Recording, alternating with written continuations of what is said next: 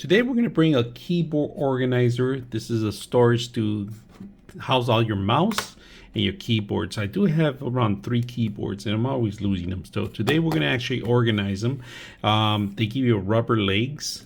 They give you the locks. These are made of plastic, see-through, and also resin. And this is plastic, if you guys can see. It's you're going to have to mount it together. So we're going to put it together and we're going to see how it looks.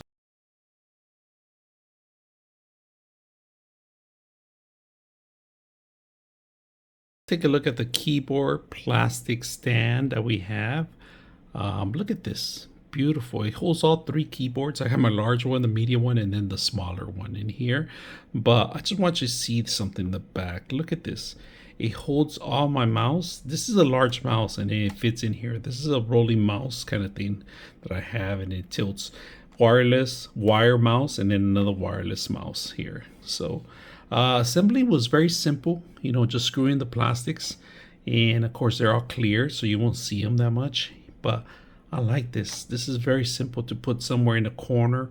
If you have, like, I have multiple keyboards and this is going to be in handy for me. So hope you guys enjoy the video.